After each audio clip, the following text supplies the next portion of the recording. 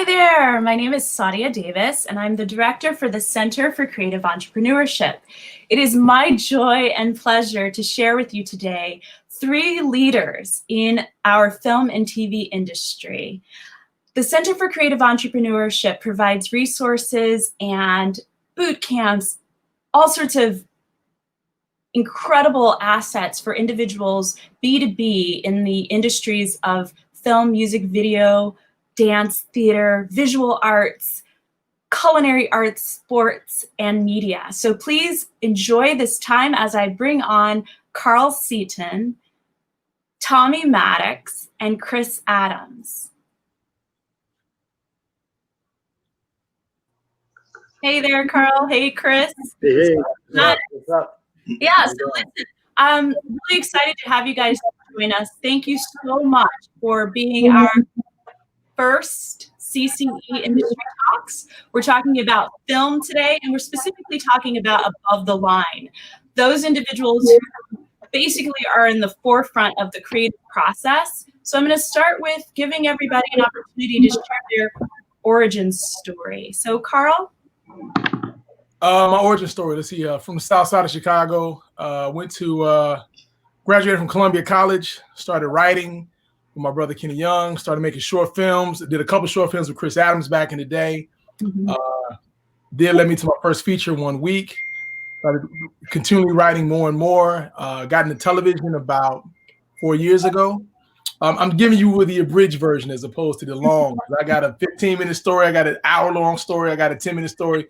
This is the remix. So I'm hitting the tip pose because I can go on and on. I just talk about the lows for an hour, but I'm gonna just stick with the things that got me to where I am today. So did a couple of independent feature films in Chicago. One is 1 week. One is Of Boys and Men, and then I did a TV One film called Bad Dad Rehab. And then, which got me into television, episodic television. Actually, it gave me the opportunity to get an episodic television with my big bro, John Singleton. I did a show called Rebel, 2 episodes of his show, Rebel. And that launched my television career. And since then, I've done shows like The Chi, Chicago PD, Chicago Fire, Snowfall, Superwoman, Batwoman, Supergirl, The Originals, Dynasties, various shows all around. So I'm immersed in the television world right now. So that's where I am today. Yeah, thank you, Carl, for sharing that. You know, it's always interesting to hear how people start out and then how they end up and evolve in their process. So Maddox, talk a little bit about your process. It's funny, my sister used to do music videos. My sister Kyla used to be a casting director in music videos in the 90s for like Hype Williams, Brian LeVar, all these guys, Nick Weston. And she brought me on set, her and her boyfriend Rich Ford brought me on set onto Randy. I think the first one was a Fab Five Freddy video. Fab Five Freddy was directing. Alan Ferguson, who now is a director, was the DP. And that was my first set visit. The first video I worked on was Hype Williams with Randy and Wanye Morris, Broken Hearted. I was a PA on that. And so I got to watch Hype do his thing, and I saw this guy, Vance Burberry, as a DP, and I was like, I kind of want to do what he does. And my sister's like, sure. You know, it's like, and I kept, you know, who do I talk to? And the next thing I was another video as a PA for Hype and Malik Saeed, who's a black DP, who's a friend of mine now. And from there, I just kept asking questions to Malik. I got his number, and my sister kept bringing me on sets to PA or be free. I would work with her in casting. I would pick up trash, coffee. And then from there, because undergraduate, we didn't have film studies at College of the Holy Cross. I'm originally from Boston, Mass. And I used to go down from Boston to New York to work on these videos, just like during my spring breaks and all that stuff. And at the College of the Holy Cross, we didn't have a film department. I made little movies there. And I think there's a film program there now, but you know, I just tried to figure out a way. And then from there, I met a mentor who was a cinematographer who went to Holy Cross in the late 60s named Brian Hiller out of Providence, Rhode Island. And this guy just took me in. Nice. So literally, you know, he got me an internship at a camera house that he owned and a lighting house and got me in the union in Boston. So at about 19, 20 years old, I was in the IATSE Motion Picture Union in Boston. I was the only black member in 1997. Hold on one second, because I'm hearing some feedback. You're telling us really deep things. And I want to make sure everybody can hear you. I'm going to ask that everybody mute their mic except for Maddox, please. Go ahead, Maddox, because that's really key. You said you met a mentor. Go ahead. Yeah, I met a mentor who went to College of the Holy Cross in like 64. And the school and just the energy synced us up. And Brian Heller was this guy who owned a camera house, and he owned a lighting house, his partnership in a lighting house, Boston Cameras, named Rule Boston Camera, and High Output. And he happened to go to the college, but he just took me in. Like, he opened the doors to me. So I got this internship, and then he got me in the union on like an independent movie called The Gentleman from Boston. And about 19, 20 years old, I think I was the only member of the IATSE union in Boston. And I was 20 years old, and I was about, I think I was like a sophomore, junior at Holy Cross still. And I kept, working. And the irony is that my sister and him were working on some of the same videos because he was an aerial cinematographer. So he would do all the arrows in New York on those hype videos back in the day. And then they just happened to work together, but I knew them independently. And then from there, I graduated from Holy Cross with a visual arts degree, and then I went and applied to the American Film Institute. And I got into AFI in 2002, and I graduated 2004/2005. And during that time, I was working as a grip electric between New York and Boston.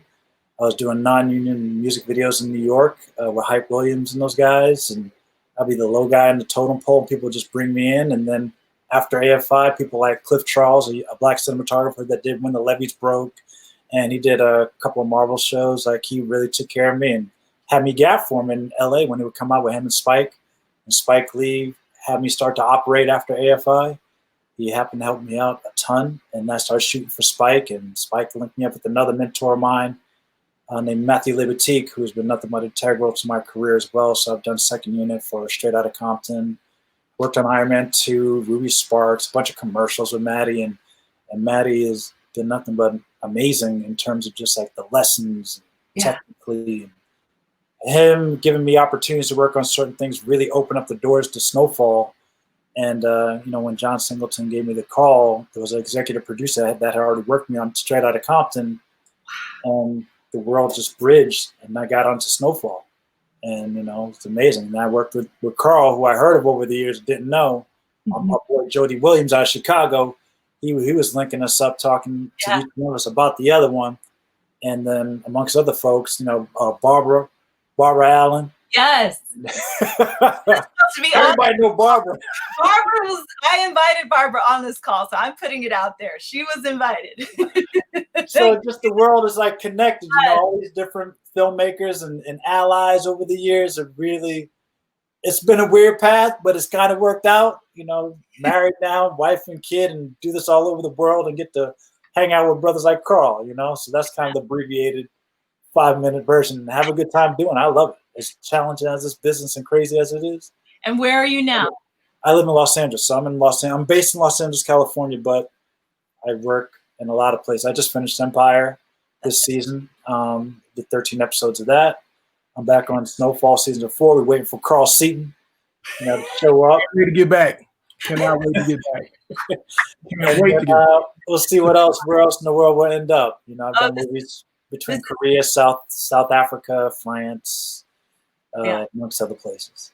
So. Well, we're happy and we're privileged to have you here. I want to bring on Chris Adams. So we're asking, listen, from what I understand, I've been told you do it all. So I know that's hard to put in a 3 to 5, but definitely share your origin story with us.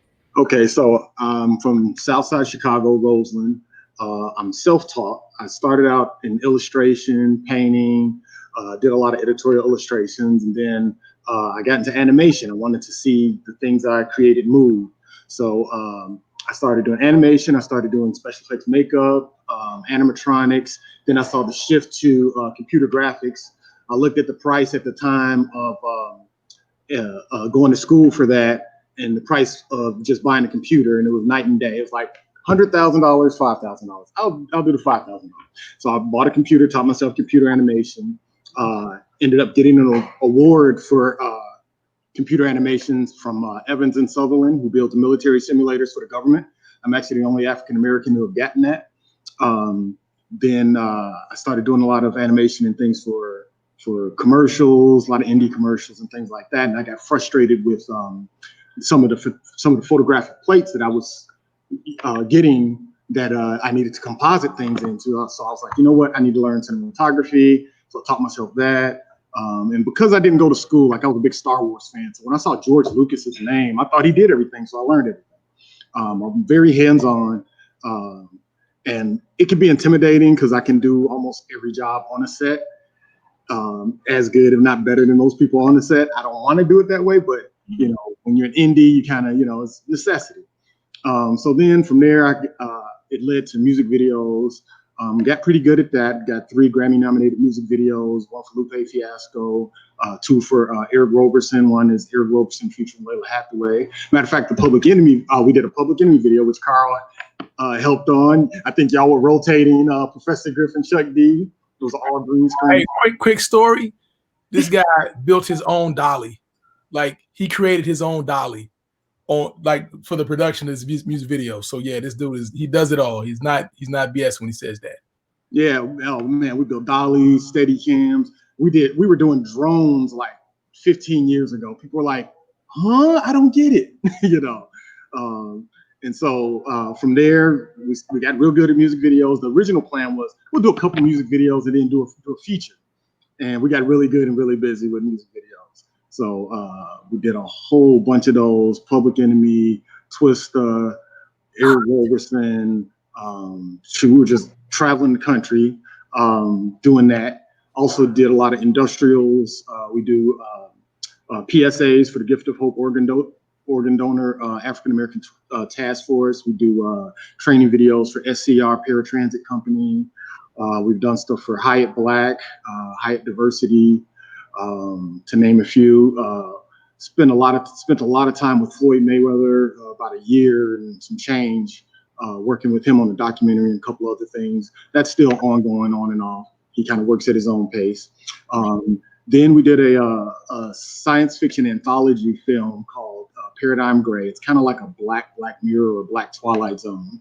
We produced it ourselves after trying to talk people into something they hadn't seen before, because we were trying to get it done. Like, this was before Black Panther, before Get Out. And we realized, I realized, you know what, I need to produce this thing myself. And that's the only way it's going to get done. And we did, and we landed square between Black Panther and Get Out. We're currently setting up, we're going to be distributing it probably by next month.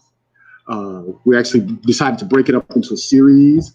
So it'll be a season. It'll be season 1 available. My partner, Hannah Mitchell, she edits everything. She's my right hand. We're right and left side of the brain. She's been with me, 20 plus years. We've been doing this now.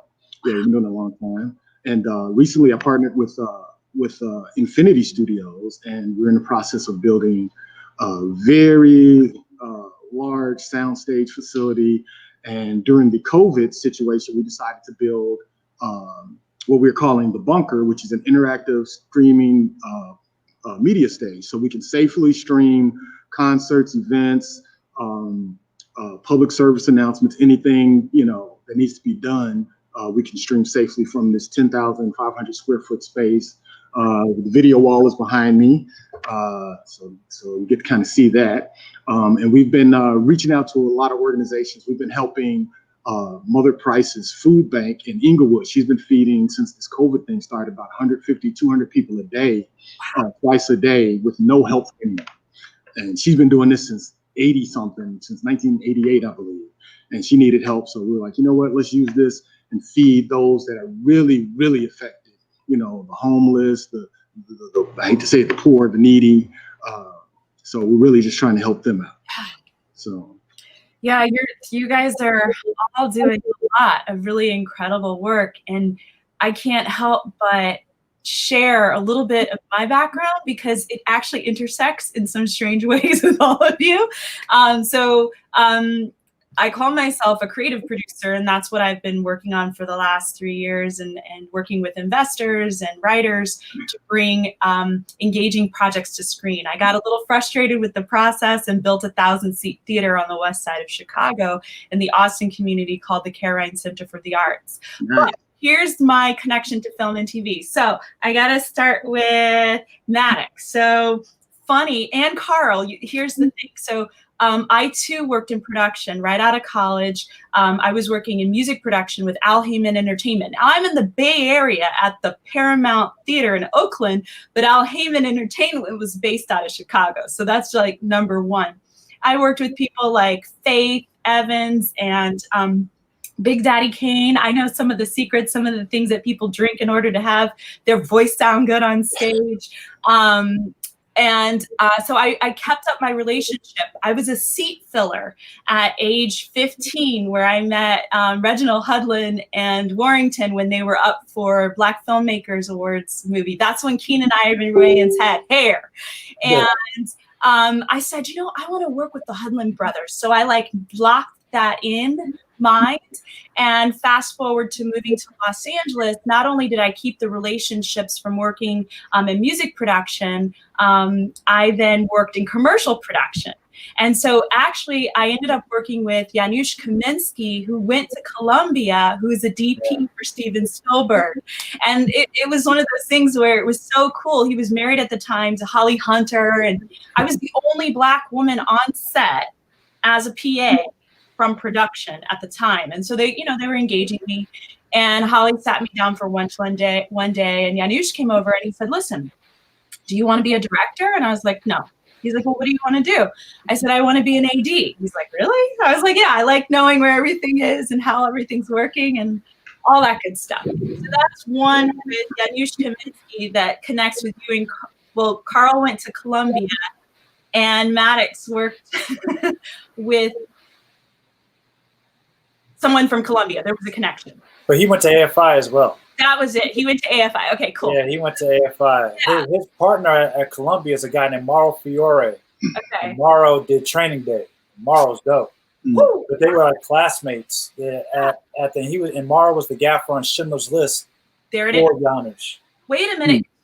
That commercial, we had the same gaffers. We had everybody. Basically, they had just wrapped Schindler's List, and we were doing like a mobile gas commercial or something in the desert in California. So that's the connection to you and Carl. Oh, Spike Lee hired me and a couple of friends when I lived in New York. We were, I don't really talk about it, but let's just say I was a commercial print model. and he was doing a commercial for Royal Caribbean. And before we went out on the ship, which was Royal Caribbean, Spike came and took us all to dinner. So I had my experience working with Spike in that capacity. But this is what gets deep. When I was not yet in production for music, I was doing some production stuff in San Francisco. And George Rivera was working with Randy Fletcher, who is Spike's. I know Randy. So I know Randy very well. So I worked with Randy for about 2 weeks out in San Francisco before going off to my second year of college. So, and then one more connection to Chris.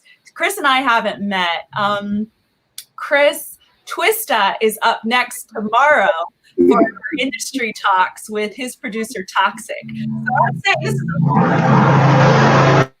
okay. The rig just went over, I believe, at Chris's studio. Yeah. So small world. Yeah. So So here's the reason why I wanted you to tell those origin stories, is because it allows individuals who are watching us, and I'm just going to ask us to mute because I can hear feedback. It allows for individuals to understand that sweet connection of relationships and how much they matter, and how your job stability is maintained primarily based on your relationship. So I want to talk a little bit about, I'm going to sit out of it. I'm going to allow you guys to engage about some of the things that you're looking at right now, as we've all been forced to halt. Like every industry has come to a stop. So with that, start with Carl, talk to us a little bit about some of the things that either that are coming, maybe you've got some insight, or things that you're doing in this time where we've all had to sit down. Well, yeah. So in this time of global pause, it's a couple of different things I'm doing. I mean, it makes you kind of stop and reflect on, where you've been. It makes you, visualize where you want to go. It makes you plan. It makes you apply what the lessons that you've learned that have gotten you here. And then it's gotten me into a productive mode where I'm like, okay, here's where I plan to go, and these are the projects I want to work on, all while, you know, strengthening the craft. You know, like for example, if I compare myself to an athlete, if I play basketball, the NBA is shut down right now. The season might be over. We don't know for sure, but I'm sure these athletes are working on various aspects of their craft every day so that when everything does resume or some degree of normalcy returns, they will not have lost a step. So I practice the same thing. So I'm looking at different ways to, you know, strengthen my craft, books, studying shows, studying films, reading various things about, like, for example, I'm reading a book about body language. I'm reading a book about subtext, how to read text and see to get to the subtext of that text faster. So various little things like that to just strengthen the craft so that I can become a stronger and better filmmaker. It's also giving me the pause is giving me a chance to really kind of, you know, pursue, you know, some of my passion projects that I had to kind of put on pause because with production, you're going from show to show. It's so intense. Each show is so intense and requires so much attention and so much effort. It's really hard to kind of, you know, put that on the shelf and go do something else. And this is giving me a chance to really kind of get back into some of the projects that I've been wanting to pursue, but have constantly I've been pushing them off and pushing them off. Now I'm able to pursue them with full vigor. So that's probably the biggest thing. And then also just figuring out ways to, you know, it's funny because people have been hitting me up now because I guess everybody knows you just sitting around with not much to do. So I'm getting hit by a lot of filmmakers who are asking me questions. And it's crazy because the question they asked me for, I actually have answers for. So I'm trying to answer questions. I try to be as transparent as I possibly can because I know what it's like to want answers. Not necessarily want a job or want money, but just want insight so that if the person's going after that dream or that passion just needs a strategy or a game plan to help navigate, I'm realizing that I can give them gems of insight to help them navigate without, you know, making some of the mistakes that I've made. So that's pretty much where I am right now. Yeah, I mean, that's powerful. Somebody else want to speak on that? Like, you know, what are you learning during this time period? Sure. So because I'm used to doing everything, and I'm also a bit of a prepper, so I was kind of already prepared for this kind of situation, minus the biological threat. So I'm actually lucky that I'm actually kind of quarantined on a 70,000 square foot space. So we're actually in the process of creating content because content is king. And what's going on now is people are burning through the existing content. So I'm just taking advantage. I saw it as an opportunity. I'm like, okay, cool. I've got all these stories. We've got a location that I can probably do 10 stories out of this one location easily.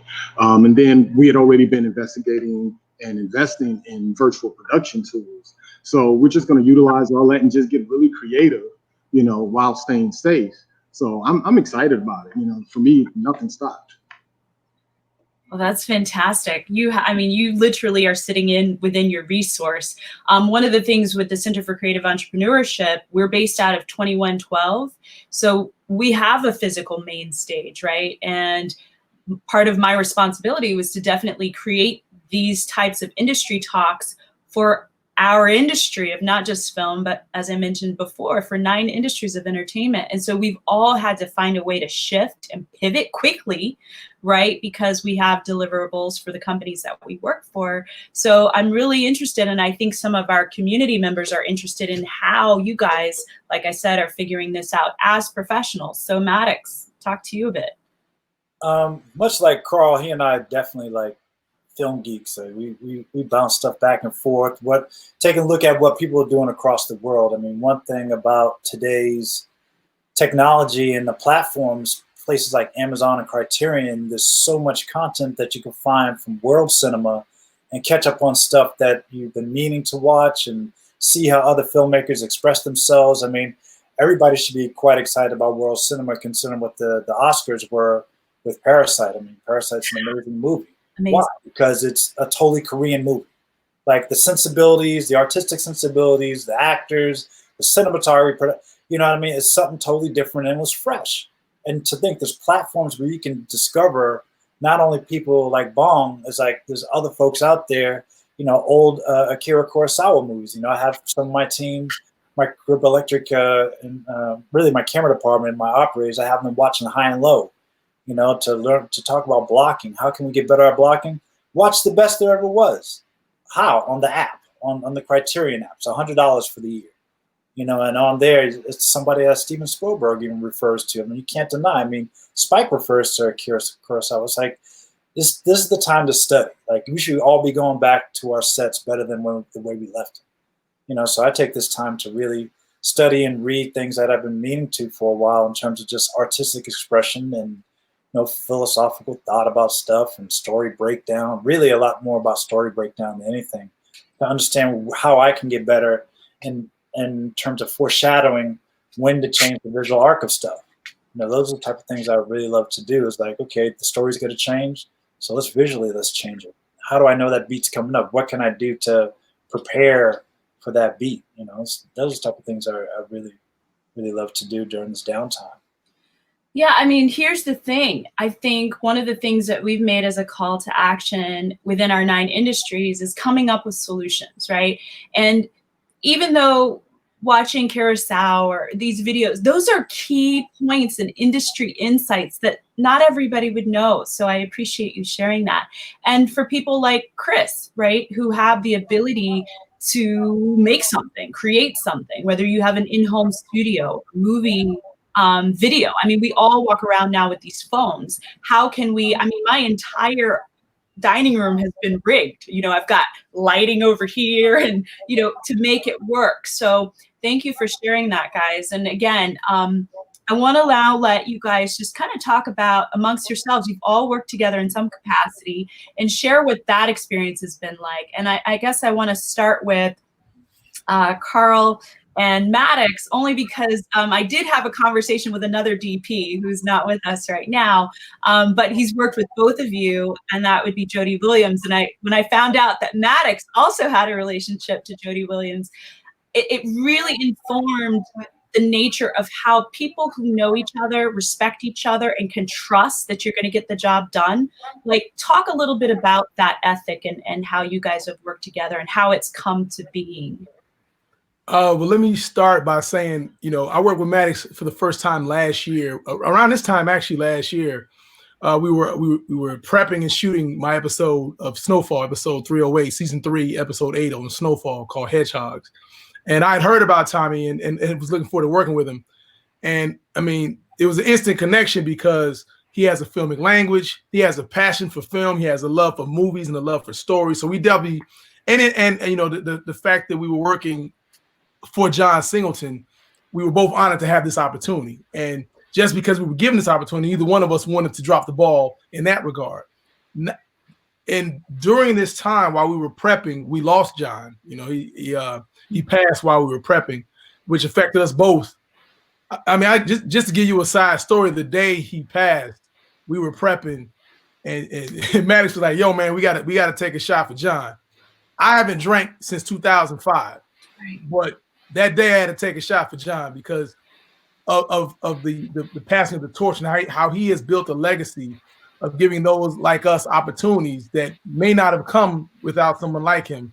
And I mean, so once we kept bonding on that regard, and then we got into production, you know, it was just it was dope because whenever you're working with somebody, you know, it always boils down to trust. You want to make sure you can trust. As a director, I want to make sure the crew trusts me with their time, the actors trust me with not making them look like idiots, and the producers trust me with their money. You know, and when you can get a foundation of trust, that allows you to take risks, to create, to inspire, to achieve to different heights that you would even expect. I mean, because you can come in with an idea, and with a certain level of trust in that idea and giving it to other people that can take that idea even further. You may come in with an idea that's on a level 5 or 6, and putting it in the right people's hands that you trust, that idea that's a 6 can easily become a 10 by the time the finished product comes out. And that's the DP, that's the editor, that's the actors, that's the writer, and everything. Everybody, it's a collaborative method. It's a collaborative effort, and it's a collaborative medium. So when everybody is clicking and everybody wants to do their absolute best, you know, that's when, you know, greatness can come about. You know what I'm saying? I mean, it's great to plan for it. You love to plan for it, but sometimes you have to just rely on, you know, the others bringing their expertise.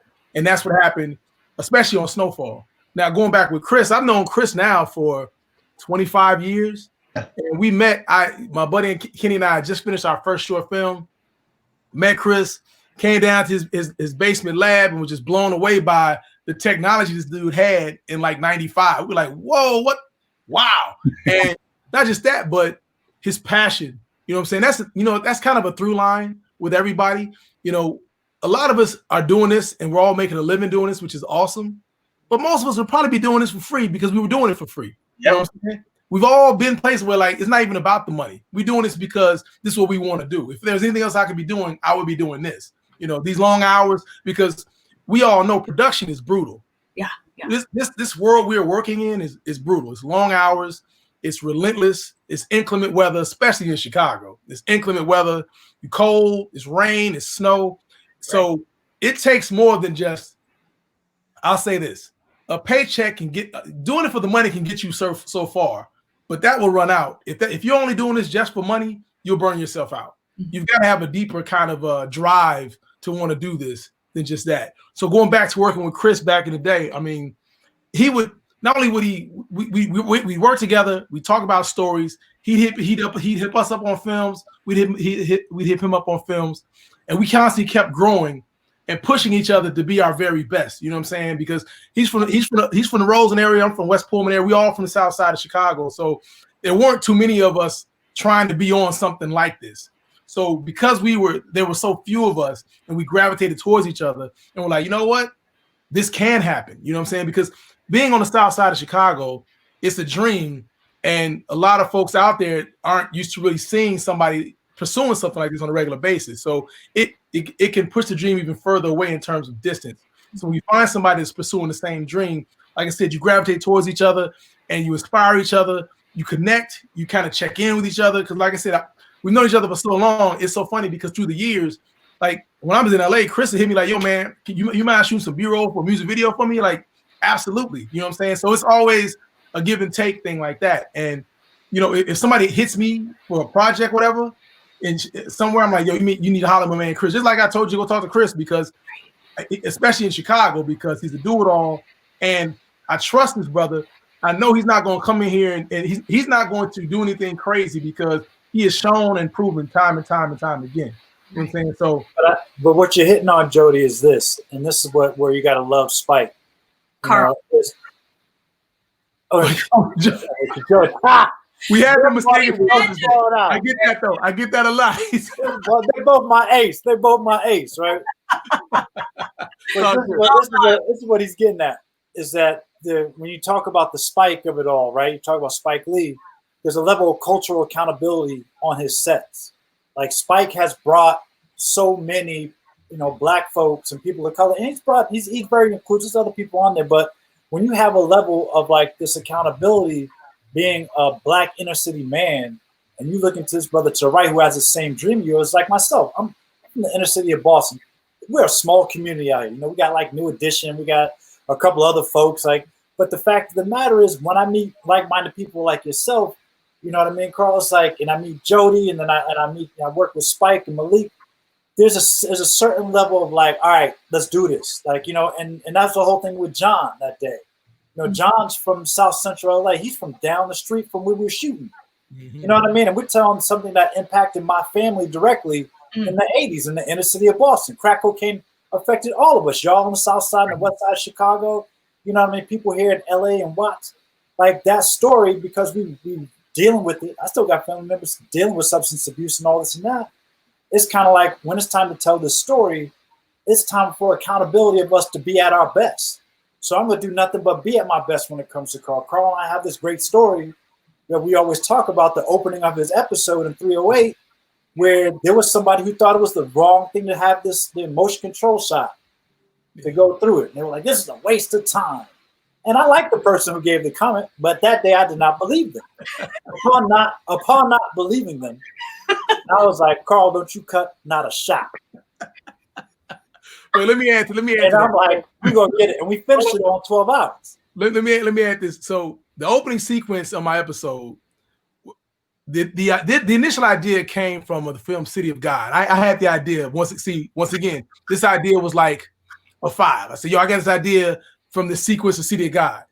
Tommy took it to the next level and said, yo, let's throw some motion control on it so we had a camera moving in it. So in editing, it can overlap. I'm like, yo, that's even doper. So we had these elements coming through. And then my AD Dennis scheduled it out for us. So everything was scheduled out. It was taking some time. And our line producer, which is what a line producer does, is always about let's go. And I'm sitting here like, man, I want to make sure we get everything. So I'm looking at my shots because everything was already mapped out. We had planned everything out as detailed as one could be. And I'm looking at my shots and saying, what can we cut away? And Tommy comes over to me. He's over my shoulder like, don't you cut a fucking thing. This is dope. If we start chipping away at it, they'll kill it. We gonna shoot my head over that paper. I was like, what you, Mayor? Don't you cut nothing. He said, don't you touch nothing. So I'm like, you know what? And that was a valuable lesson for me that day because I'm like, sometimes you really just got to dig in. You know what I'm saying? Sometimes you got to dig in and you got to roll those dice. And once again, it goes back to trust because when he told me that, I said, you know what? He's absolutely right. Let's go. You know, because you always think, I mean, when you're directing, you got a lot of things going on in your head. Like, okay, am I telling the story the best I can? Am I doing it in the proper time allotted? And am I not, blowing the budget? Am I, you're constantly trying to keep a thing so that the train is constantly moving forward. So to get that level of reassurance like that at that time was invaluable, man. And I'll never forget that. And I apply that to this day when I'm always doing things like, okay, I'm always thinking of like, okay, this is risky, but this risk is worth it. You got to have somebody got your back though. Yeah, that's true. There's people that will. I've seen it when I was a crew person for other folks where they're like, why we're doing this? Oh my God. It's like huffing and puffing and walking around. Yeah. Some people on my crew, they get fired. I don't have them people on my crew. Yeah. That's deep. You actually bring up a good point. So for those of us who have worked as crew, as a PA, there's nothing more valuable than that. We're actually going to have a conversation with people who own their own production companies, but side hustle working in production, so that they can sharpen their skill. And I think that that's valuable because until you're in it, you don't understand or know exactly what you guys are talking about. And we're gonna bring you back in, Chris, in a bit, but I wanna also address when you take those risks. So Maddox, as a DP, you're controlling, or the visual image is what we're seeing of your work. When you take those risks, what's that conversation look like with the producer? Just give us a little insight on that, because not everybody can take risk, or some people are afraid to take risk. Talk a little bit about that, please. The one thing, I have a real close relationship with my gaffer and my key grip. His brother named Justin Dixon and Bobby Thomas. Bobby has done like Sons of Anarchy, the key grip. Like Bobby's skill level, he's A-lister. Justin is the reason why I'm getting into is because I trust Justin. It builds on top of what Carl's talking about, and it builds on what you're talking about. Justin and I and Bobby always have multiple ways to do something. There's never one way to do it. So if Carl is looking for a way to do something, then we figure it out. Like we have 3 ways of going about it. We were going to use motion control again, Carl, actually on episode this season. They brought the wrong gear. So I came up with a different solution on the spot. It was just like, well, why don't we just make it a time lapse from about 4 different angles, and then we can punt it. And the director was like, good. So I get rid of the variable, the motion control guys who are going to eat up my day and my week and push this into nights way earlier. You just got to have, like, even when you're in the scout, I may put one idea out there knowing I'm going to talk to my gaffer and key grip about possibly 2 other solutions that I'm not going to make the director pivot to until we need it, or the producers. There was a discussion about us seeing this episode of making a whole warehouse a daytime interior and making it look dynamic. And it was like, where they want to shoot at night, director wanted at night, the producer's like, are we going to push ourselves into night? In which case we could push ourselves to a Saturday. But I had already shot the warehouse before during the daytime, and I know I can tent the place, but make it still a daytime interior as dynamic and only make one source of light coming from it. I had it in my back pocket the whole time. Nice. You always got to have 2 to 3 ways to do something. Otherwise, it's just like, you can't be stuck on one way. Oh, yeah. That's how I got to add to that, too. Forward. Oh, yeah, definitely. I do a lot of stuff. So I've been doing this 25 years. I pulled permits twice. I've done shootouts, car chases. So it's like, yeah. So I'm always thinking, okay, I'm not gonna have this location for long. So I have to, like, okay, I got I might have 3 takes. I gotta make them count. I mean, I've been strapped in a helicopter, I've been strapped on the back of the car, I've shot on the back of a motorcycle, a jet ski. I mean, it's just been all kinds of crazy stuff. I feel the need to make this disclaimer. Please don't try this out. Oh, yeah, no, I wouldn't. Yeah, I'm just crazy. I mean, when you're young and going for it. I mean, I hear you, Chris. I remember holding on the hood of a car. I just turned 50. I'm still doing it. You know, I wouldn't. Yeah, so, but to add to what Tommy was saying, yeah. Even as a director, you can't just come in there with plan A. You got to have a plan A. You got to have a plan B. You got to have a plan C. And in some cases, you got to have a plan E. Like, yo, if everything goes to shit, I can do this, this, and this. You always got to, and that comes from preparing, doing your homework. You can't just show up on the day and say, let's figure it all out. No, you want to have as much of it figured out as you can. And that's all about preparation. I've seen that happen where somebody walks on set that day and like, okay, let's put it all together right now. And that, I mean, coming from the independent world where you don't have the time or the budget to do that, you don't think like that. You have to approach it like, I'm going to be in this location one time ever. So I got to make sure I plan to get this, period. There's no coming back. Right. There's no reshoot. There's no re-up or nothing like that. So that's where the whole the plan A, plan B, plan C comes from my standpoint. But yeah, but as Tommy said, you constantly got to have, and you always got to keep something in the tuck too. You can't throw your cards out, because when you throw your cards out, they can sometimes manipulate your cards. So you kind of keep something in your back pocket when, in case of emergency, break glass type of situation. Right. I just want to acknowledge D. Shy said, "You're right. Trust is key." He says, "You're right, Carl. Trust is key." Oh, thanks, D. Shy. Yeah. Oh, Sharon King, thank you for joining us. You just okay. That's another one. But anyways, we have a relationship. Cultural accountability, absolutely. Really important. Yeah, I wanted to say something on cultural accountability. So I still live in the community I grew up in, and I do that because I want the kids in my neighborhood to see, like, wait a minute, I just saw him on Instagram. He was in Hawaii, he was in Europe, he was in wherever, all over the world. He's running around with Mayweather, he's doing this and that. But you can ring my doorbell and I'll let you in, come and show you something on the computer. Like, man, let me show you how to do some green screen. Because me growing up, I didn't have that. And I thought if I had access to someone like me or someone like Carl or the brother here growing up, that would have been phenomenal. Yeah. So I think it's really important. I got a lot of guys that come from my neighborhood that come out on set, learn things. Something's going on. So it's real important, accountability. Being accessible to an extent. I'm lucky. I know all the OGs in the neighborhood, so it ain't no drama, nothing like that. And they also see that I'm repping the hood and where we came up from, and I'm giving back. So. Yeah, I hear you, and it is important and valuable. I will say, if someone, we can mute our mics. There's for some reason some feedback kicks in there, but I want to just draw a little bit of attention to the fact that the Center for Creative Entrepreneurship. I'm always at this intersection of reminding people that we provide resources business to business, right? And one of the things that I had a conversation with each of you about is that.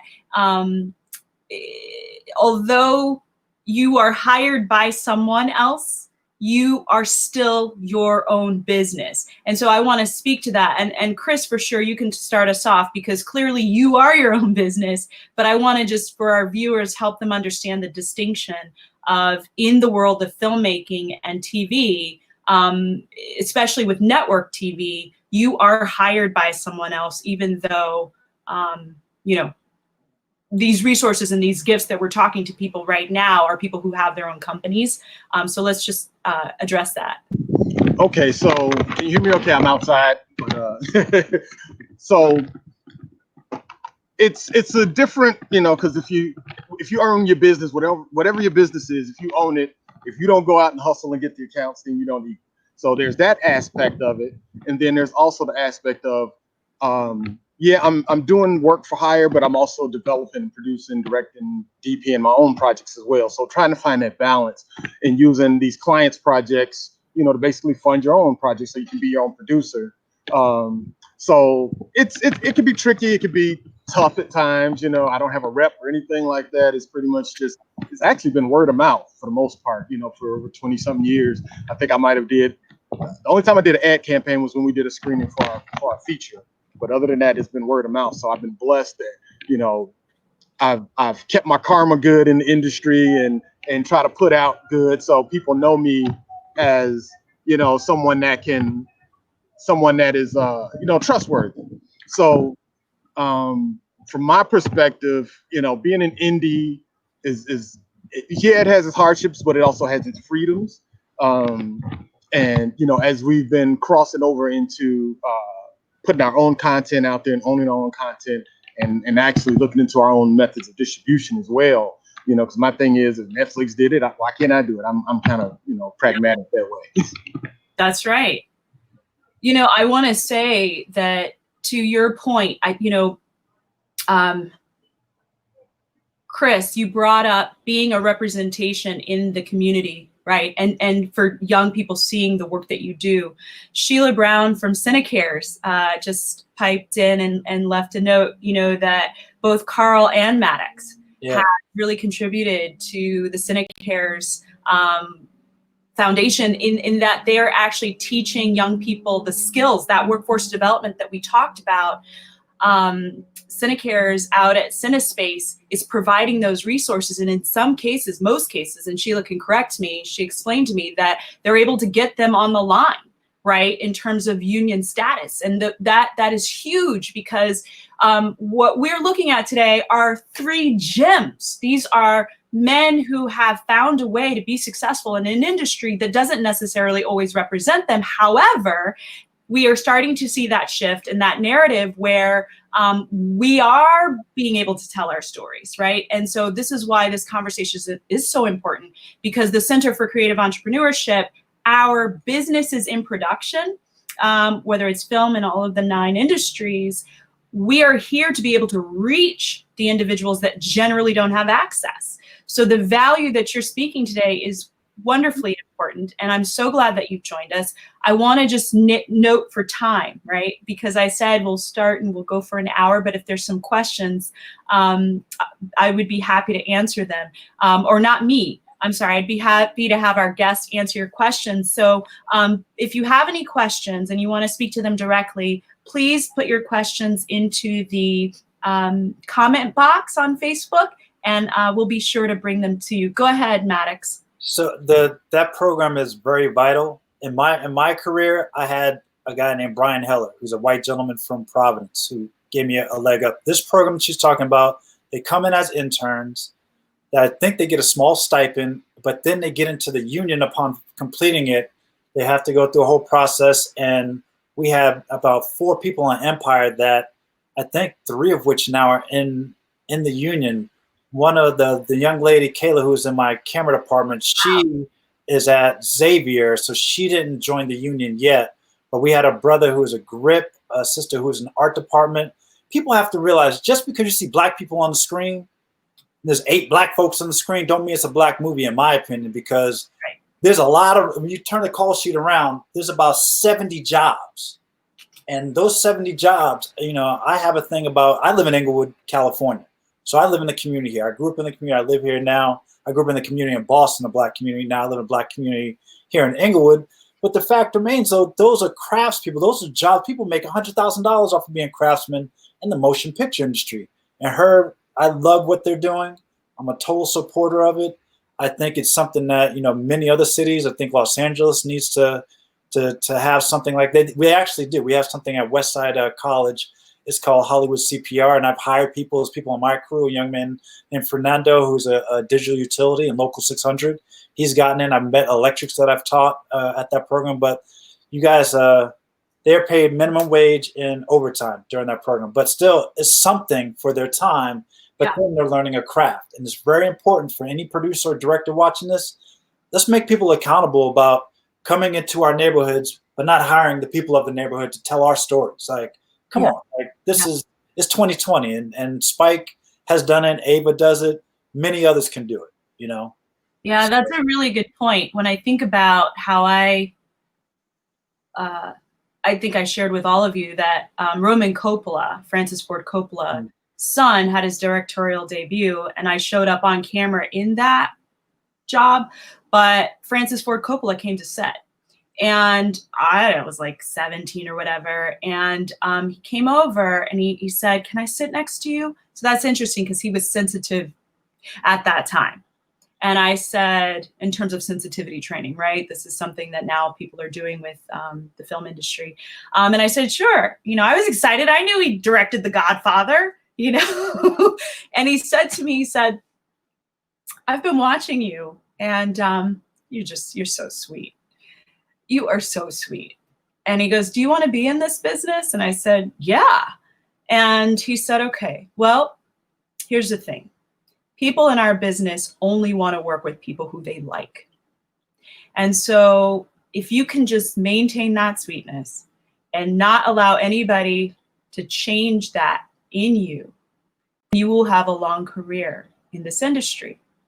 And I share that because much like Cinecares puts, you know, individuals in a position to grow the workforce development on the talent side for crews, and a lot of that we need.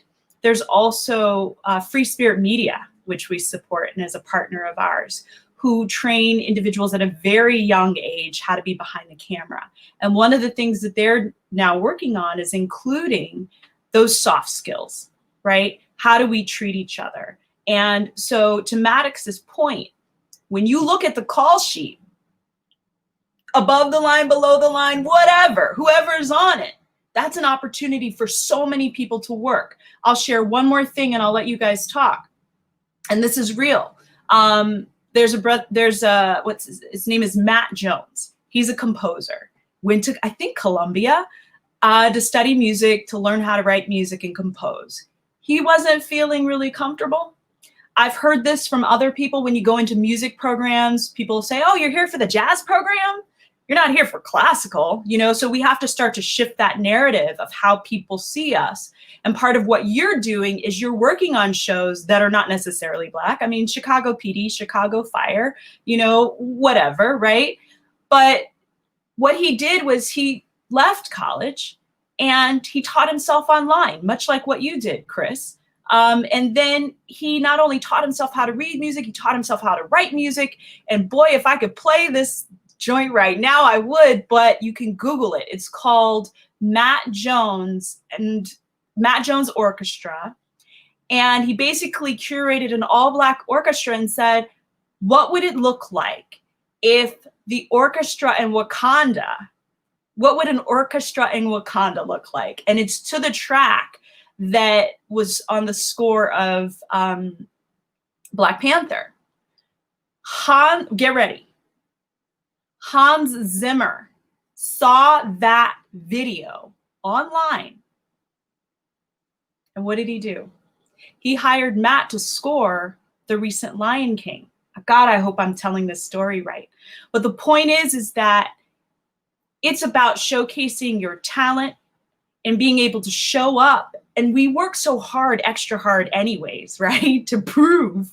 And so you're all in a position to actually show your work. We had some of Maddox's, in fact, the episode, was it episode 8, season 3? We wanted to show it, but unfortunately, I didn't get clearance prior from FX to show it. So we got to be careful with Facebook on that. But I would love if we still have an opportunity to show some of Maddox's visuals before we jump off. So let's see. I think I may have a question. You guys talk among yourselves. Actually, I'll read it. Jeff Bird says, can you have Carl Seaton speak to his experience being a director? Hold on. Oh, being at the Directors Guild of America and how one has to be a member in order to direct TV shows at the level he's directing.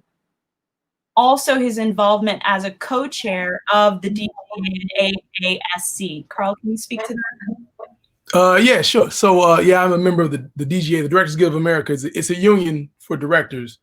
And primarily, they don't get you work, but their main job is to make sure they basically chase money to make sure you get paid.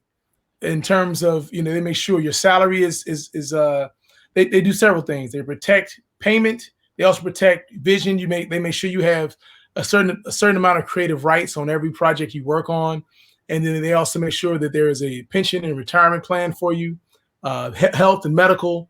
So it's a union like most unions where they take care of their guild members.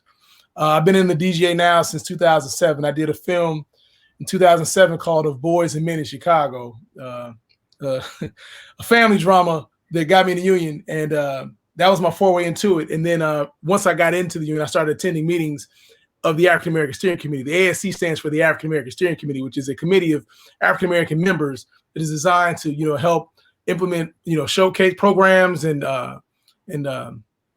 projects that help uplift members of the African American members of the DGA. So as he was saying, you have to be a DGA member to direct episodic television. However, if someone hires you to direct an episode of television, that will also make you a member. So a lot of different ways to become a member of the DGA. You can do, if you did a feature film, let's say you did an indie film that gets acquired by Sony and it gets distributed in theaters, that will also get you into the DGA. Your film can go union. So let's say you're shooting a film, and in the process of that film being made, it goes union. That's what happened to me in 2007. And when my film went union, meaning when it went union, that means the DGA members were the director, the AD, and the UPM were all members of the DGA. That is what allowed me to become a member of the DGA.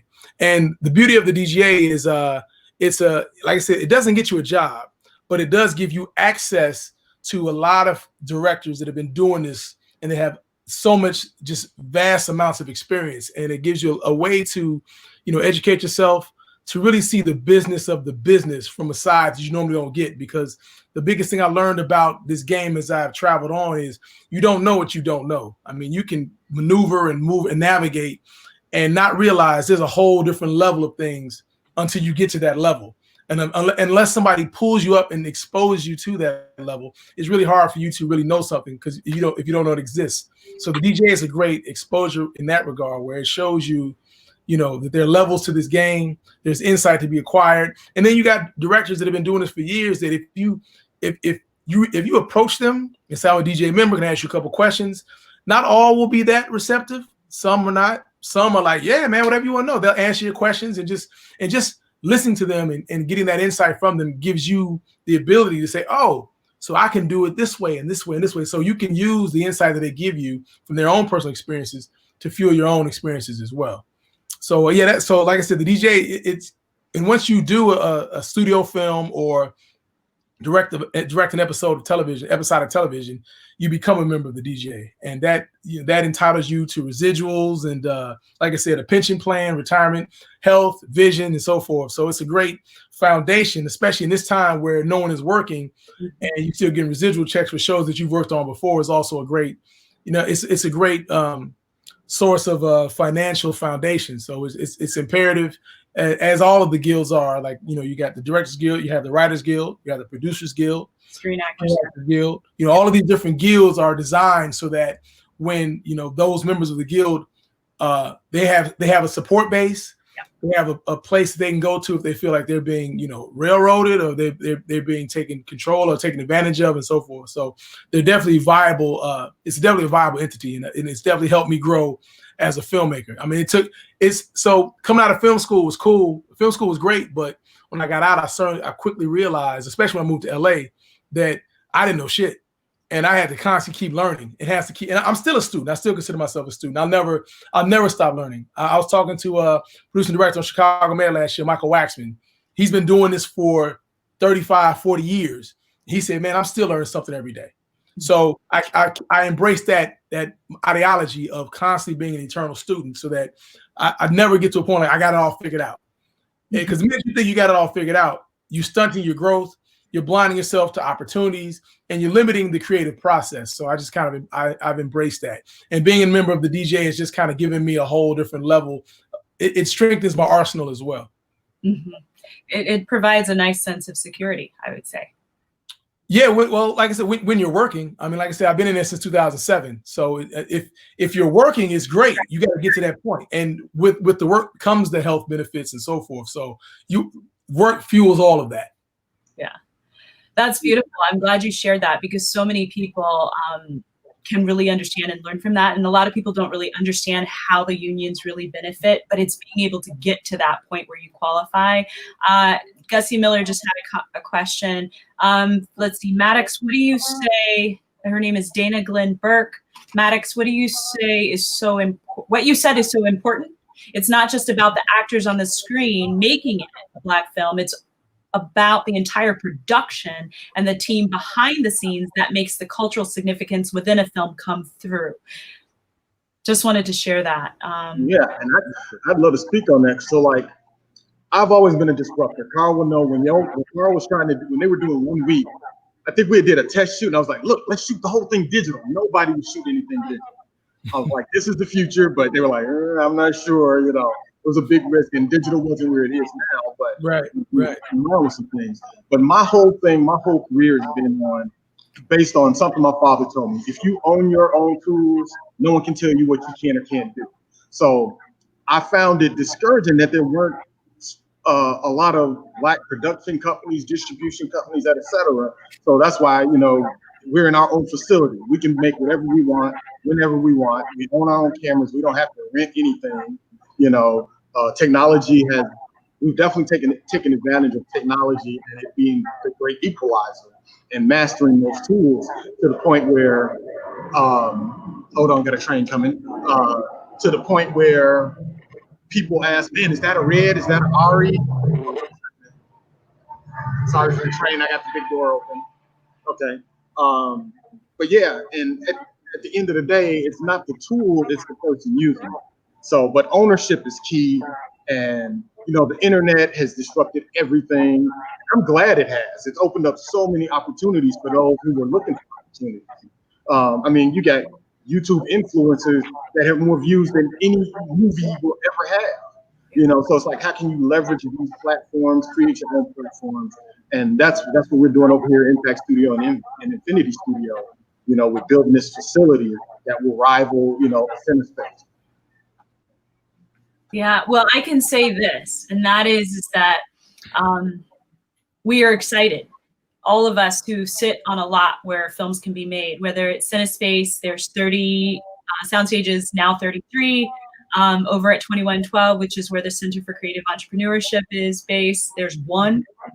And the state literally needs more space in order to meet the demands of what Hollywood wants to bring here.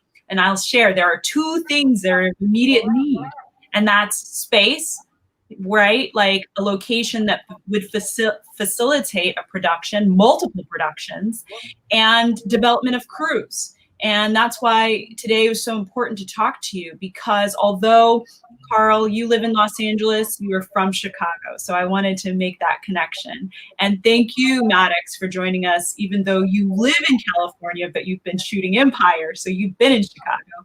And then, of course, Chris Adams being the baseline here.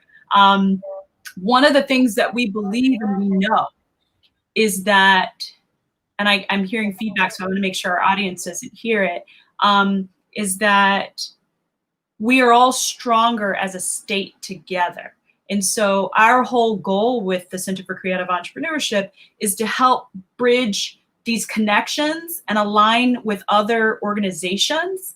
There's enough money literally to go around, but in fact, the state and these other entities who do fund organizations that develop talent in production and industries of entertainment, they like to see collaboration, right? So it's in our best interest to work together. That's number one. And then number two, it's like the old way of Chicago was that certain people got some of the pot, but the majority would go to the same people. And part of why we were established was to make sure that we even that playing field for everybody, that we reduce redundancy, we fill gaps, and then we provide resources and access, right? And so if we can just help everybody understand that value, which I think you guys have done today, because you have shown that it wasn't about being competitive, right? It was something about you understanding the value of what each one of you brought to the table. Respect were key words, right? Trust. And then your producers or studios, or even that point at which you get to become a part of the union, all that becomes a part of your legacy, which provides sustainability, which means that you will continue to be hired, right? And that's what we want. So if there are no more questions, I really want to respect everyone's time. You guys are, like I said, giants. Oh, we do have some more. We'll say, let's see, Angela Trotter, DGA and PGA Advantage, since joining both are not an option, interested in PGA, but eventually DGA. Anybody want to speak to that? She can join both, but it's not like you fill out an application. It's a whole different process than joining the PGA. Same thing with the PGA as with the DGA. You have to have a degree of work that gets you into both guilds. And you can there are people that are in the Producers Guild, the Writers Guild, and the Directors Guild, and the Screen Actors Guild. So there isn't like it's either or. And they're all, you can be in all of these guilds. Yeah, absolutely. So thanks, Carl, for addressing that. Earl Fagan says, Chi-Town. Carl Seaton is of the people, by the people, and for the people. Thanks for your presence, commitment, and inspiration. That's what's up. That's my brother. Yeah. That's my brother. Carl know everybody in Chicago. I've been out with Carl in Chicago. I've been around a long time, man. A lot of people are happy for me. I've been in the game for a long time, man. Long time. So if it's okay, look, we got Cruz bouncing behind. They're practicing social distancing. Did you see they were? Thanks.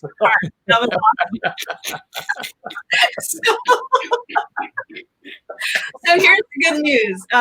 Vincent Singleton, thank you all for your insight. Thank you, Vincent. This has been a joy. I really encourage you guys. Oh, we got some more coming. I'll get to my tossing it to the end. Cheryl Brown. So how can we work together collectively and get the funding? How can we eventually split it up? Can I answer that right off the top? So part of the Center for Creative Entrepreneurship, we actually provide those resources on our website. Like right now, everything is geared towards if you're not working, right? All of the creative arts, we are providing grant opportunities. They're listed both on this Facebook page for the Center for Creative Arts, and we generally put them on our website as well. And that's going to be state and local city grants, DeCase, which is the Department of Cultural Affairs and Special Events. We work closely aligned with them. Because of COVID-19, some of the funding that was going out to programming has shifted to artist relief. So let's start with that. And then also to the woman who just asked that question, when we are back in our physical space, we actually hold these kinds of events live, in person, on a stage. We're all figuring out what that's going to look like, but in the meantime, we have shifted to this virtual space, thanks to my producer, where we're able to show everybody together so that you guys get the sense of it being more like a panel discussion, that we're all in the room together. But I would say that, check back in with us as far as, keeping up to date on our Facebook page. We've got an Instagram page as well as our website, and all of that information, there'll be a ticker at the bottom of the loop. Go ahead, Maddox. So I just want to say, to build on what you're talking about. So you're a platform that puts people together to help build projects, different types of allies. Yes. Be they Black, white, Hispanic, Asian. Also in this business. LGBTQ, right. Everything. Marginal. One thing being a Black male from the hood, like one thing some of us have certain levels of comfort, and you got to get out of your comfort zone, because we don't know where your allies may come from in terms of mentoring and just help in a project or getting your career going. Step out of your comfort zone. Trust me when I tell you. My parents are from the South, Jim Crow South. I'm from the inner city of Boston, of all places. Stepping out of my comfort zone, as tough as it is, and Carl will tell you, we've shared stories about mentors.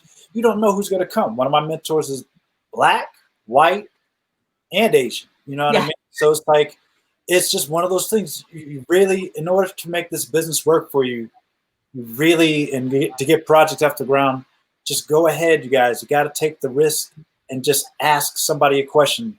See if you can get their time.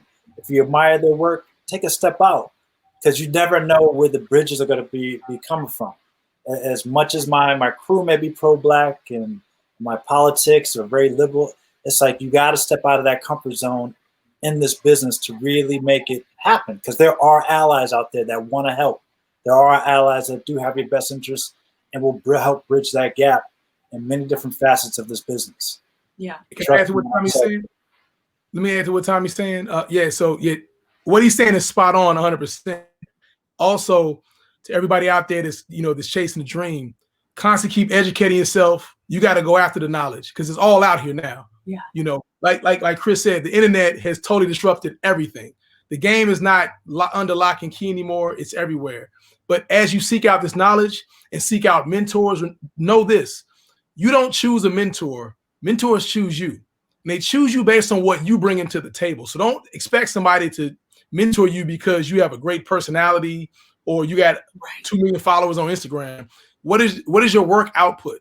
What are you bringing to the table of value that makes them see something in you that's going to make them want to pour themselves and their insight into you? So keep all that in mind. Don't just expect somebody to come along and say, come on, let me school you, because it's you. This game isn't built like that.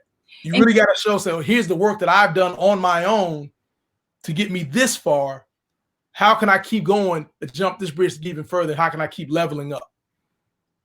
And to Carl's point, he brought up on multiple occasions that Chris Adams was always leveling up, right? And so always. Carl, he was next to, he wasn't even leveling up. He was ahead of the curve half the time. He's ahead of it, right? Yeah. And so I have to say that thank you, Carl, for being an advisor to the Center for Creative Entrepreneurship. And that's important, because what Maddox has shared, what Chris Adams has shared, and what Carl has shared is that that don't take for granted what you bring to the table and your assets. And it's important for you to know who you are and what you have of value, because like they all said earlier, you got to have something in your back pocket when you're at work already, right?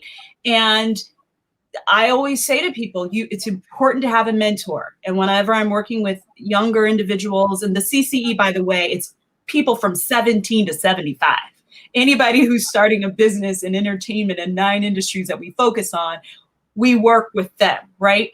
But here's the thing. In order for me to get to where I got to, I've had a white male mentor. I'm always very specific. You got to have one of each industry. A global economic strategist who sits on my shoulder and makes sure that I understand what's happening with funding and this and that. A woman of every color, Black woman, white woman, Asian, Latina, we all have different perspectives. And to Maddox's point, step out of your comfort zone. I cannot tell you, if you do not see yourself in the room, that means you're supposed to be there, right? Not, oh, this doesn't feel right. I don't see anybody who looks like me. Then you know what? Then you're supposed to be there because you're missing. And so that's where we want to start to shift our consciousness and be open to these opportunities, because they are vast. And right now, those of us my producer right now, she's amazing. She has created this way for me to bring this stream to you in a way that was more engaging, so that we could meet and reach the demands of opening our audience up beyond a Zoom room, right? And so everybody's out there figuring out ways to monetize their business in a different way. And I'm going to come to you, Pauline Edwards, in just a moment. But the one thing that I think is really valuable right now is to what I call rest, reset, and remix. And what that means is we have all been globally, right, asked to sit down. We can't really, we can go somewhere, but really the whole universe has basically shifted to a type of quiet. And in that space, you have an opportunity to start to reset, to reimagine what's possible. It's in hard times that people innovate, right? That we figure things out because we have to, because of survival. And in this case, as artists, because all of our industries stopped, now's a good time to reset. And then I'll come back to Pauline. Give me 1 second. Then there's the remix it. I'm not a DJ, but I love music, you know? And when they mix stuff up and switch it around and put it back, consider doing that with some of these ideas that come to you. Take what you know has been successful in the past, consider where we might need to go in this future because it is uncertain. Use technology that you have at your fingertips. If you have any questions, we're all able to meet some of those answers for you on our personal websites that we're listing down along the bottom. And then, you know, like I said, remix it, come up with something new. But if you had something that was working for you before, and it can still work for you today, like Chris Adams.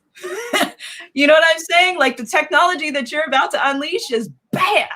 So before we jump off, Chris, I want you to be able to talk about that a little bit more. And in the meantime, I didn't see what the one individual said. I'm sorry, Rochelle. If we could pull her question back up, I'd love to address it. So before the COVID, we were investigating and investing in a lot of different technologies, utilizing LED panels, virtual cameras, things like that. And so it was almost like we were prepping for production in this type of environment. So like if you've seen like The Mandalorian, I think it was about 80% of the backgrounds in that show were real-time LED panels connected to Unreal Engine. And so we've been investing into that. And, you know, I'm about to go into production on a couple of different projects. And not only that, just our campus alone has a lot of space for us to do some things. You know, so we're getting creative from a writing standpoint. Like, okay, we got these locations that work within a 60,000 plus square foot footprint. So let's come up with a bunch of ideas and get to work. And so that's what we've been working on. So there it is. Excited. But the other thing I want to say is, a lot of people get caught up in trying to be part of cliques and things. Just create with whatever you have, master whatever tool you have. Like these phones, you know, this is way better than what I started out with shooting, you know, 20-something years ago. And you had mentioned earlier learning on the internet. I was learning this stuff before the internet was out, you know, I was immersed. So there's so much information out there. I like to call it YouTube University. You can find links to any kind of software. There's tons of free, like open source software, like Blender, OBS Studio. There's editing software that's free. So don't let budgetary restraints or equipment restraints be your reason for not doing something. It's not a reason. Just get out there and do it. Create, put your passion in it, study, you know, and pay attention to you know, someone you might admire. Like take your cell phone and try to mimic a shot from a Janusz Kaminski shoot, you know, and try to get that composition and lighting with what you have. And you will get better and better and better, and just try to keep doing and creating every single day. Yeah, thank you, Chris. Maddox, go ahead. This is my camera operator, Pauline. She's my B cam operator on Snowfall, On My Block, Huge in France. She's one of the few Black female camera operators in the country, in the union. Literally, picture, yes, Pauline. Yeah, and she can out handhold probably 90% of guys. She puts no easy rig on to help her hold no camera. She shoulders up and walks the set multiple times. Like Pauline's for real. She's a sister from New York. She's New York all day. Oh my gosh, she's so New York. Okay. But the fact remains, though, she is that good, and that's why I hire her as often as possible. So Carl would have met her because we switched some of our camera operators around. We have Xavier Thompson from Georgia, young brother's 25 years old, Steadicam. We have Pauline, who's like my handheld third down back, I like to call her, and she's amazing. She's great at what she does. So she was just giving a little shout out. That's all. Okay. Hey, sorry, can I say something? Let me add something. I didn't realize you guys could see those. So awesome. Yeah, speak to it. Go. Yeah, just to add on what everybody is saying, to everybody out there that's, you know, that, like I said, is pursuing this, that are constantly looking up at people that you admire.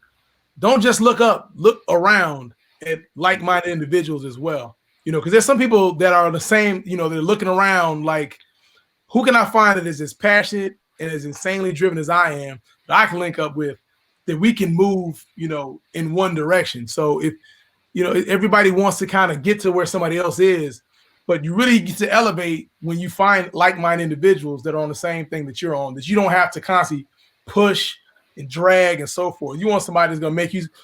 Back in the day, every time I left Chris's crib, I would be inspired. Like, I got to get myself together. I got to tighten up even more. I got to step my game up. Every time I talked to him, every time I interacted with him, it was the same vibe. Like, what am I doing to be better?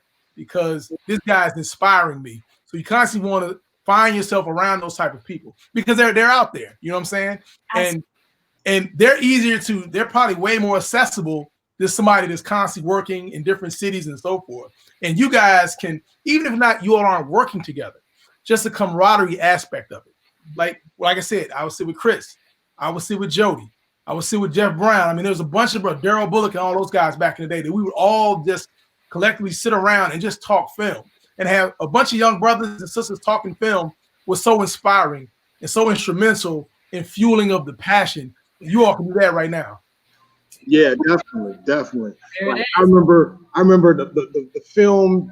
I think it was at Black Harvest. What was the film with the? I remember y'all had to put the shoes on the line. What film was that? What was the name of that film? That was Exodus 12. We did a short film. My first short was about a guy touching death and his shoes on a street light. And yeah, we were at Black Harvest. We did all kind of stuff. I remember seeing the symbolism. I was like, they get it.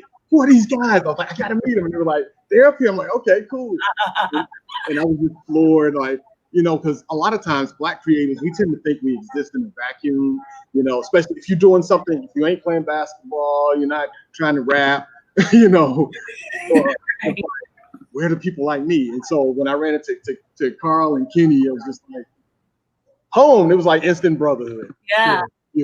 Well, you guys, on that note, I want to call it, Angela Trotter was asking if this is something that we're going to hold on a monthly, actually the Center for Creative Entrepreneurship, twice a week.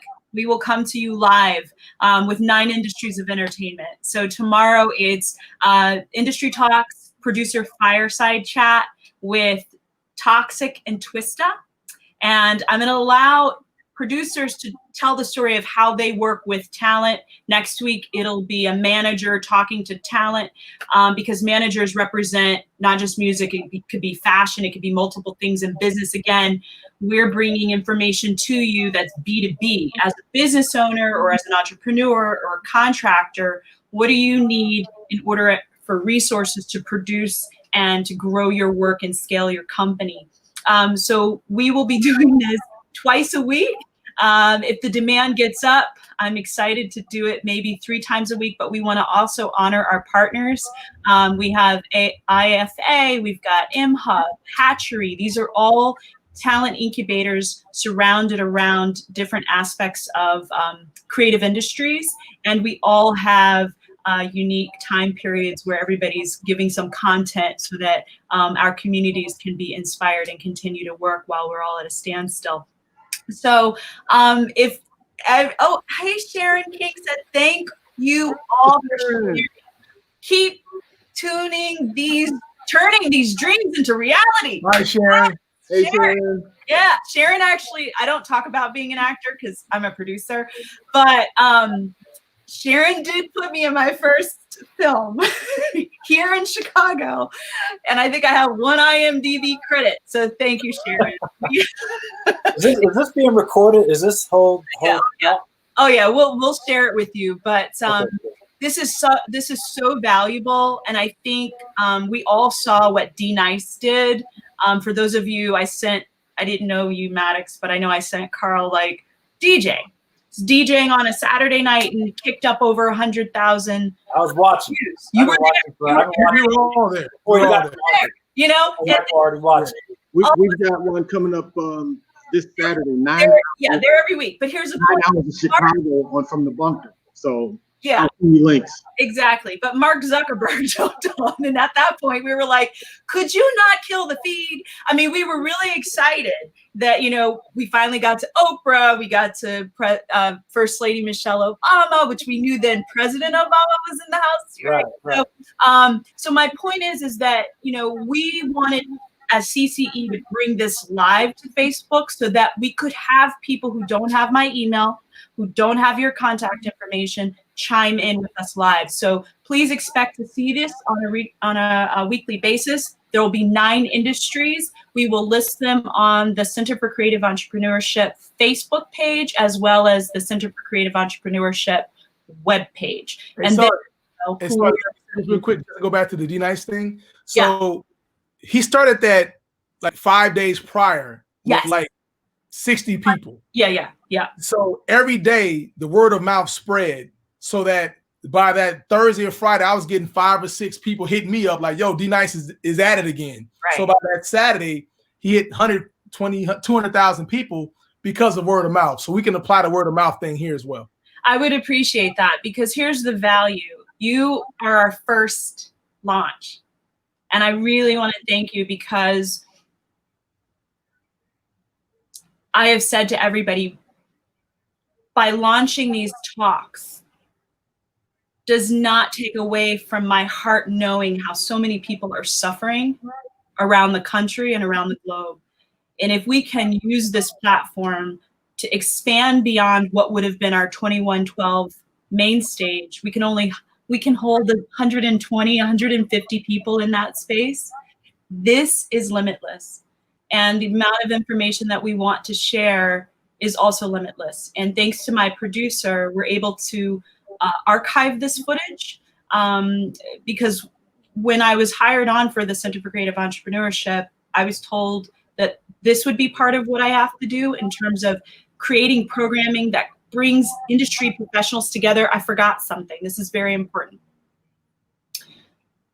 9 industries of entertainment. Of those 9 industries, they all intersect. So Maddox brought it up that earlier, that we're showing, I didn't speak to the fact that my goal is to show the intersection where a director chooses a composer, and to have that conversation. Where fashion, I didn't know about fashion. This line here on my shoulder, the arm is connected to the bodice. That's called a pattern. I said to the manufacturing team at AIBI, wait a second, patterns meaning patterns on the wall? And she was like, no, patterns that connect the pocket to the shirt. So then I said to a music composer, I said, would you say that composing music is like pattern making? So with the Center for Creative Entrepreneurship, we wanted to be able to elevate the consciousness of individuals to understand that although you went to film school, or although you went to fashion school at FIT, because I was like, fashion? We're doing fashion? But a wardrobe stylist, right? You don't go to school to become a wardrobe stylist, but that's an integral part of a film and a TV production. So once we get this thing down, I want to keep it basic getting out the gate. My initial plan to show the intersections we will have on this, like today it was film, tomorrow it'll be music, we'll do dance theater. Once I'm able to get people kind of connected with what it is, because it's a virtual space, I could do that easily on the stage. I'm being sensitive. And then we'll show those intersections. So I'm really excited about what we have to bring to you guys. And again, my heart goes out to you. You guys all have families and friends who are counting on you. We're all going through our own personal thing outside of this, right? So thank you for bringing your hearts and your authentic conversations and organic beings. My pleasure, my pleasure. Thanks for having me. I got something really crazy right now. If I didn't answer your question, if you send me a question on Facebook, I will try my best to answer it sooner than later. Right. Get them all you can, guys, because that's what I'm doing. I'm like, while nobody's working, I'm going to go for the high level, because I already know when you guys are on set and traveling around the world, woo, yeah. So you guys have any recommendations for me? Hit me on my email. You know how I do. Well, Sadia, tomorrow when you talk to Twista, ask him about the 6-foot alligator from the video shoot that we did, that we put a diamond necklace on. Man, you're gonna ask him. You log in tomorrow. You ask him. Okay. Well, no, I want to see his face, because he was scared of the thing. He was like, I don't want to be that celebrity that has the viral video being attacked by a 6-foot alligator. Well, we'll hold for tomorrow on that note and find out if the necklace was put on the alligator. I'm going to leave it at that. Maddox, do you have anything to say before we log off? Just keep pushing yourselves. You know, this is the time to do it.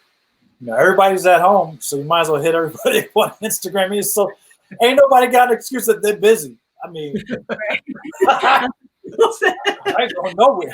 Except me, I'm still shooting. Right. Shoot. So, you know, yeah. Mask on.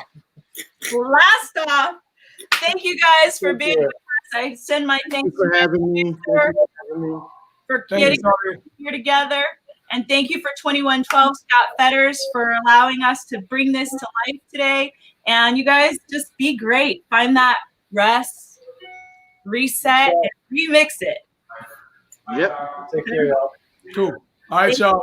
All right, peace. Everybody, peace. Later. Be well.